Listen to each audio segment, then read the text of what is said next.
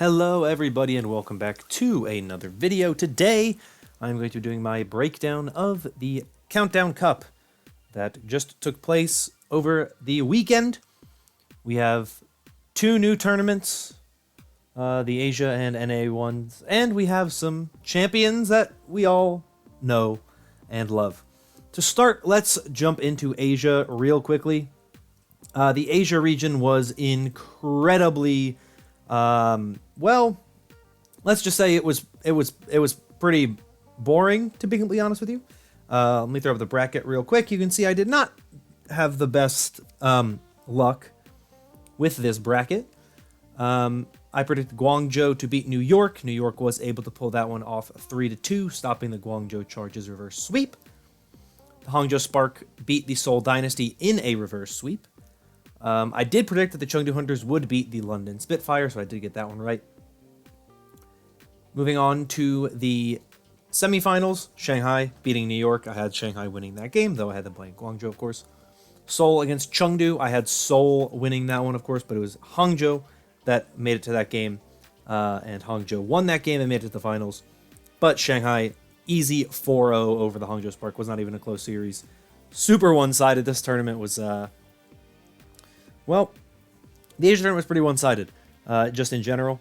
The Shanghai Dragons are the best team in Asia. They might be the best team in the league. There's obviously some debate surrounding whether or not it is Shanghai or San Francisco, or whoever you think is the best team in North America, which we'll talk about them here in a little bit. But I think in general, when you look at Asia, it was not very exciting. It wasn't very interesting. The quarterfinals were decent. You know, Guangzhou and New York was a pretty good series. Hangzhou versus Seoul was a pretty good series. Chengdu, London, very one-sided in Chengdu's favor. Hangzhou, Chengdu was not great either. Chengdu managed to pull out a map, but it was pretty one-sided as well. But once you got to the semifinals, I mean, it was just Shanghai just rolled New York. Though, I will say, a lot of people on Twitter were very dismissive of this series from New York. Nero tweeted something out like New York fans are awful, or they're so salty, or no one's as salty as New York fans, something like that. And I thought it was a very interesting tweet because I noticed the same thing. I was looking at the New York replies, and I was like, there's so many people on the NYXL Twitter, like the tweet about them losing, talking about how awful New York played, how this series was abysmal. Like, you have to recognize how good Shanghai is. Shanghai swept New York. They swept Hangzhou. New York at least put up a fight against Shanghai. There were a couple of times where New York actually played very well. A couple of maps where I thought New York looked pretty good.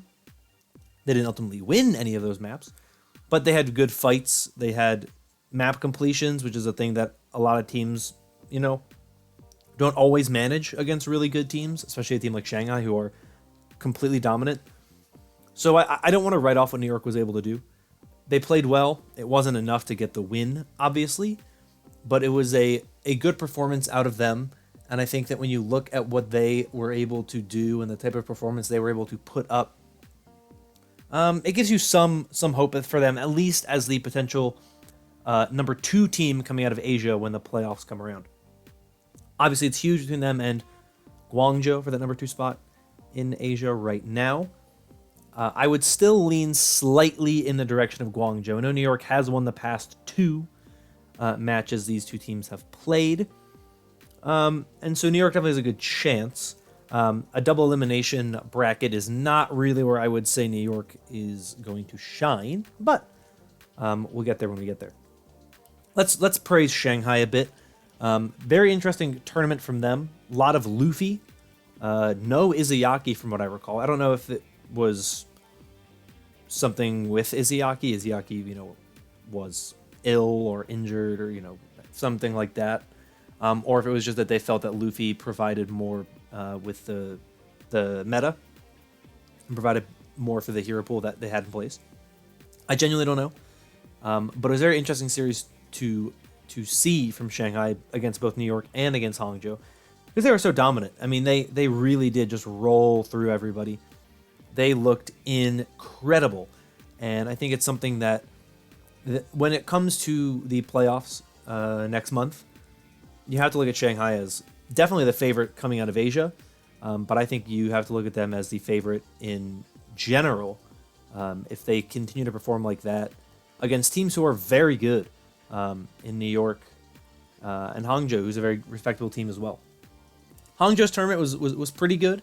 Their win over Seoul was nice to see. A lot of adaptations from them, switching from QOQ's Sigma to Sashin's Zarya, bringing that Zarya out again against Chengdu, starting Sashin against Shanghai, and then switching over to QOQ for the second half of the series, which is where I thought Hangzhou actually played their best against Shanghai. It was in the second half of the series with QOQ in, when they switched their style a bit more. I think the Hangzhou Spark are getting better as a team. I think that when it gets to the end of the season, for them, I think they're a team that certainly has what it takes to potentially upset a bracket, but not in a way of beating Shanghai. They could beat a New York or a Guangzhou in a double elimination bracket, winning that losers bracket and moving on. So they're a team to watch out for. They're certainly not a team to just write off as definitely out. I'll say it a million times. I've said it a million times already. It's a real shame that they have to be stuck in Asia. They can't play against some of these NA teams, because if they were in NA, man, I think they would be rolling some of these teams. It's not even close, I feel. So it's an interesting region in Asia, but this tournament was brutal to watch. Shanghai just dominated. And in general, I think that the Countdown Cup was pretty lackluster, just in the sense that it was pretty utter domination in both sides of the bracket. The semifinals in North America, we can move on to North America. Here you can see my North America bracket, which was better. I got all the knockout games right, got all the semifinals teams right, and I got 2 of the quarterfinals matches right in terms of matchups, but I switched to the Fusion and Eternal opponents. But I feel like we looked at this bracket, and it definitely was one that had the most promise. I didn't watch the knockout round. I was traveling on that day, so I didn't get the ability to watch the first 4 matches. But other than, I think, the Bird Rat, I don't think I missed a whole lot. I saw enough from Twitter and whatnot to kind of get an idea of what was going on there. So I can't really talk about those games. I did watch the quarterfinals, and they were also pretty lackluster, very one-sided.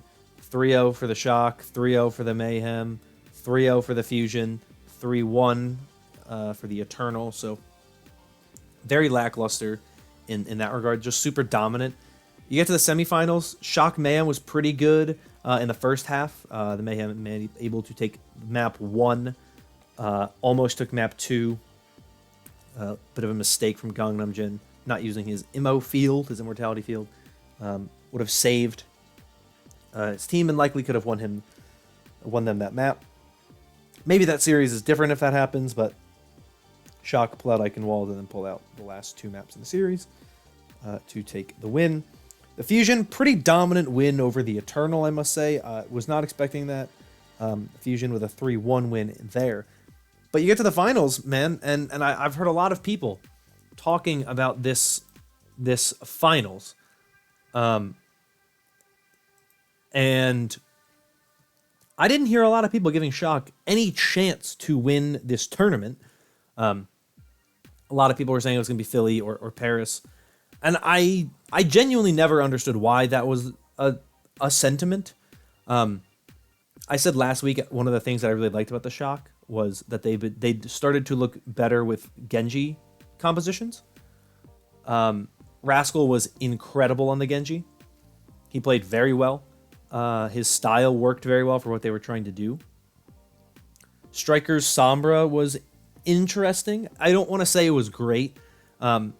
He struggled a little bit, but as someone who's basically picking up a hero relatively recently, he hasn't really done a whole lot on the Sombra this season. I thought it was pretty good. And Twilight was absolutely sensational. Every time this team plays in a tournament, when they play in a tournament finals, that support line. It was Violet back in the May Melee. It was Twilight in the Countdown Cup. It was absurd. It was insane how dominant they were against the Fusion. The Fusion had they won on Control, and they were able to win on Watch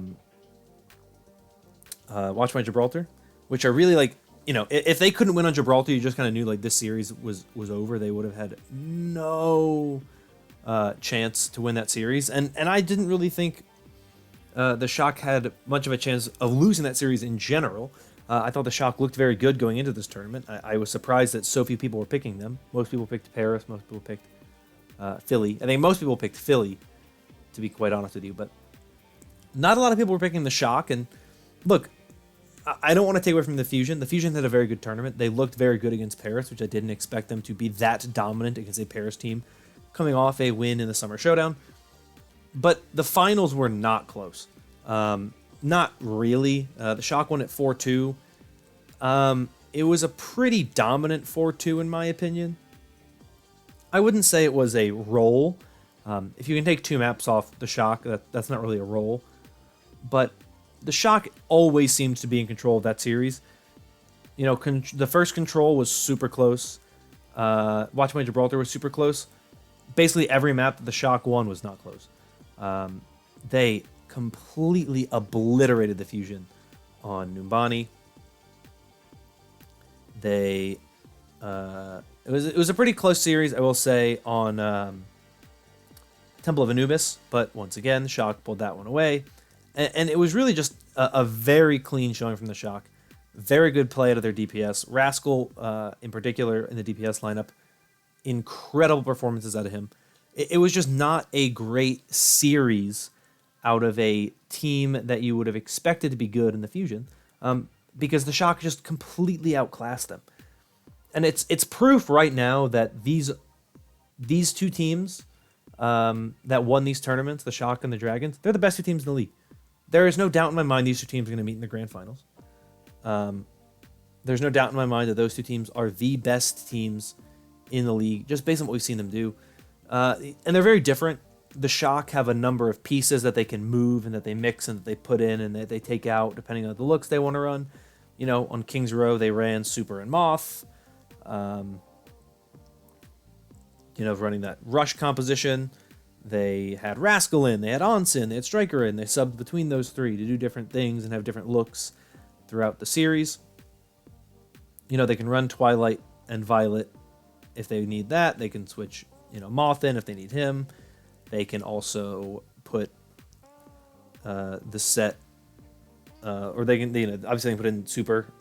I'm just, it's so weird that the Shock are very like switch a lot of pieces, move things around, and the Dragons for the most part we have these 6 players that are just so good we can run, 2-3 compositions with that team and beat you with it because they're just that good. And so it'll be really interesting to see those 2 teams match up, because that's at this point in time all I really care about. It's at the point in the season right now where I know the teams well enough, based on the way that they've played in the regions. I don't think anybody's going to beat the Shock in NA, unless it's like a crazy close match, like what the Eternal had in the Summer Showdown. And I don't think anybody's going to beat the Dragons in Asia. They're the only 2 teams right now that I care about, really how they play against each other. Like, the 14 playoff will be cool, but it's really just like I don't really care about the games if it's not Shock Dragons. Like, that's the only game I really care about. It's the only game that means anything to me. Just give me Shock Dragons. Now inject it right into my veins, because that is what I want to see more than anything else, because honestly, those are the 2 teams who are the most entertaining to watch, because they're the 2 highest level teams. I don't really enjoy watching good teams stomp bad teams, if it's not the team that I root for. I like to watch good series that are close and that are exciting when you don't have a vested interest in who wins. And at least if a team's going to lose, I'd rather them lose well than just get completely obliterated. So for me personally, I would love some more close matches. And maybe the Fusion have the ability to elevate their play. I believe these 2 teams play this upcoming weekend, so they'll have a chance to showcase it again.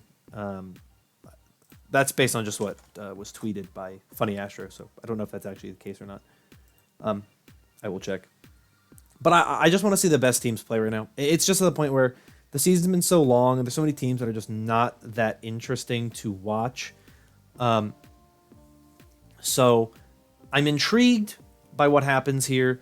I'm intrigued to see what happens really in the final stretches of this season as we approach playoffs. But really, right now, I'm interested just to see some of these best teams play, and I want to see some fun action with the playoffs. It is the only thing right now that is motivating me and driving me, and it's what I want to see so badly. Please just give me the one thing that I want. A Shock Dragons Grand Finals. I require it. I need it. Please give it to me. That's really all I have to talk about with these tournaments. Let me know your thoughts on the tournaments down below. If you thought they were as somewhat disappointing as I did. I thought these semifinals in North America especially were really kind of had what it took to be really, really good. And I really just found myself kind of watching it being like, yep, this is not great. But it was some great level Overwatch, some high level Overwatch, some really great stuff going from a number of these teams. So I'm interested to see what happens going forward. Like I said, I'm excited for playoffs at this point in time.